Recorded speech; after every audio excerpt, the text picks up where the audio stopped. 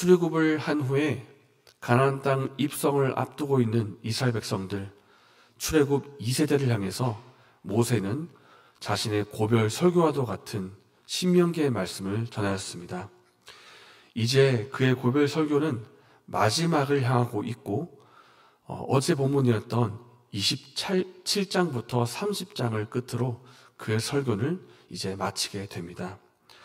어제 본문 27장에서 모세는 과거의 그 사건 때문에 가나안 땅에 들어갈 수가 없기 때문에 명령하기를 너희가 가나안 땅에 들어가거든 가장 먼저 할 일이 있다. 그것은 말씀을 기록한 비석, 기념석을 먼저 세울 것이고 그 후에는 제단을 쌓아서 하나님 앞에 예배를 드리라, 화목제를 드리라 그렇게 명령을 하였습니다.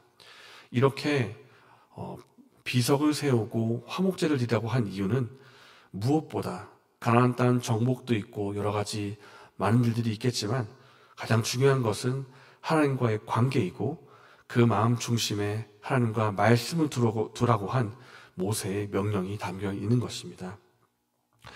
그리고 명령하기를 너희가 가나안 땅에 들어가거든 에발산과 그리심산에 너희 지파들이 각각 서라 이렇게 명령을 내렸습니다. 그리고 서서 축복의 말씀과 저주의 말씀을 선포하라 명령하였는데 오늘 본문은 축복과 저주 가운데 축복의 말씀입니다. 함께 축복의 말씀을 살펴보기를 원합니다. 1절과 2절은 축복의 말씀 중에 서론에 해당하는 것입니다.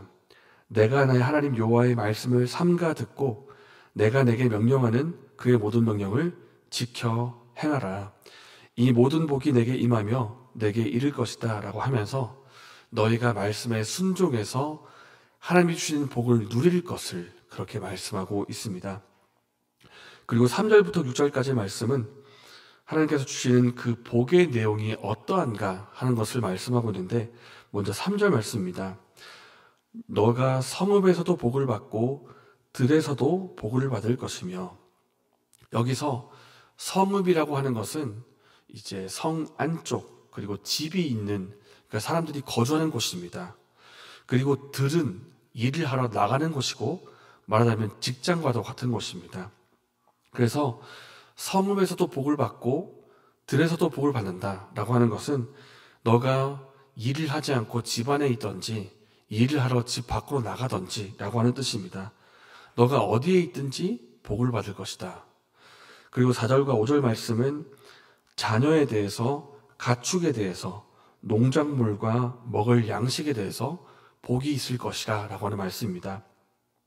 너의 자녀가 복을 받을 것이다.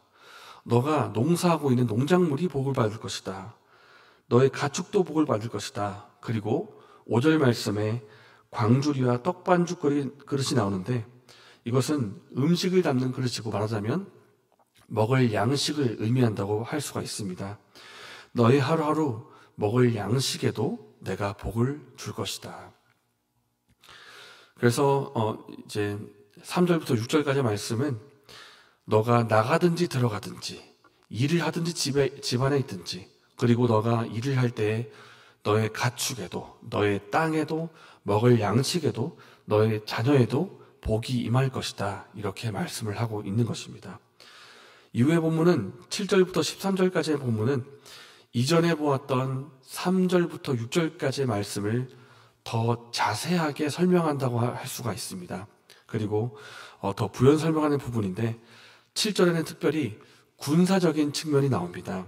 7절에 여호와께서 너를 대적하기 위해 일어난 적군들을 내 앞에서 패하게 하시리라. 그들이 한 길로 너를 치러 돌아왔으나 내 앞에서 7길로 도망하리라. 혹 전쟁이 일어나서 너를 공격하러 온 적군이 있다면 내가 너 앞에서 그들을 패하게 할 것이고 7길로 도망하게 할 것이다. 여기서 7이라고 하는 것은 7이라고 하는 완전수를 말하고 있습니다. 7갈래로 도망갈 것이다 하는 것은 너 앞에서 그들이 완전히 패하게 하겠다. 그러니까 7갈래로 꼭 7길로 도망하게 하겠다 이런 뜻이 아니라 너의 적군들을 완전히 너 앞에서 패배시키고 너를 승리하게 하겠다라고 하는 약속의 말씀인 것입니다. 그리고 8절부터는 조금 전에 보았던 부분과 연관이 있기 때문에 먹을 양식에 대해서, 가축에 대해서, 자녀에 대해서 풍성한 복이 있을 것을 약속하고 있는 그런 말씀입니다. 이렇게 축복의 말씀을 이스라엘 백성에게 주시는데, 이 말씀을 종합적으로 보면 이런 뜻입니다. 어디에서든지 무엇을 하든지 복을 누리게 하겠다는 것입니다.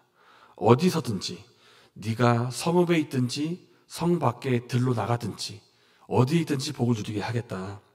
그리고 무엇을 하든지, 일을 하든지 일을 하지 않든지, 혹 전쟁의 상황이라 할지라도 너가 무슨 일을 하든지 내가 너에게 복을 주겠다라고 하는 약속의 말씀입니다. 그리고 이 복이 단순히 개인적으로 한 사람 한 사람에게만 복이 임하는 것이 아니라 국가적으로도 복이 임해서 공동체 전체적으로 너의 민족이 모든 민족 위에 뛰어나게 하겠다라고 하는 국가적인 측면에서도 복이 임하는 것입니다. 그러니까 이 하나님께서 주시는 복을 한번 찬찬히 살펴보면 굉장히 입체적입니다. 삶 속의 구석구석에 복이 임하고 또 개인 하나님을 넘어서 공동체 전체에 복이 임한다는 것을 알 수가 있습니다. 이것을 보면 하나님께서 자기 백성에게 얼마나 복을 주기 원하시고 얼마나 복을 누리기 원하시는지를 알 수가 있습니다. 하나님께서는 복의 근원이십니다. 세상에 거대하고 화려하고 반짝이는 것들이 많고 나보다 더 높은 지위에 있는 사람이 나에게 복을 줄 것만 같고 나보다 더 많이 가지고 더 강해 보이는 사람이 복을 줄 것만 같지만 그것이 영원하지가 않습니다. 그 사람이 영원하지가 않습니다. 그러므로 복의 근원은 하나님이십니다. 하나님 안에서 복을 누리시는 저와 여러분 되시기를 바랍니다. 이 복과 관련해서 또 한 가지 기억해야 할 것은 주객이 전도되어서는 안 된다는 것입니다. 우리가 복을 누리는 것이 정말 중요하지만 그렇다고 해서 우리의 모든 관심이 복에 쏠려 있다가는 주객이 전도될 수가 있다는 것입니다. 이스라엘 백성들이 하나님께서 주신 젖과 꿀이 흐르는 땅 가나안 땅에 들어갔습니다. 그 땅에서 하나님만 섬기라고 분명히 말씀하셨는데 그들이 하나님만을 섬기지 않고 이방 우상을 섬겼습니다. 그런 결과가 나온 것도 이 복에 대한 주객이 전도되었기 때문입니다. 복에만 쏠려 있으면 안 됩니다. 핵심은 무엇인가 하면 하나님과의 관계 속에서 우리가 하나님의 백성답게 살아가는 것에 있습니다. 복을 쫓아가는 것이 중요한 것이 아니라, 물론 중요합니다만 복을 쫓아만 가면 되는 것이 아니라 우리가 하나님 말씀에 순종해서 하나님 백성의 합당한 삶을 살아갈 때에 그 복이 우리를 따라오는 것입니다. 그러므로 사랑하는 여러분, 말씀에 순종하고 하나님과의 관계 속에서 백성답게 살아가면서 복된 삶을 살아가는 은혜가 저와 여러분에게 있기를 바랍니다. 이 시간 말씀 생각하면서 기도하겠습니다. 먼저는 우리를 죄 가운데서 구원하신 이 구원의 은혜에 대해서 감사드리기를 원합니다.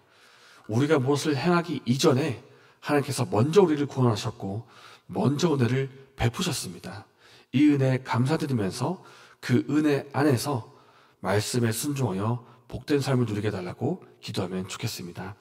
이렇게 기도하시고 내일에 있을 예배를 위해서 기도해 주시길 바라고, 또 부흥주간 가운데 특별히 오늘은 유치부와 초등부에서 에어바운스 사역을 하는 날입니다.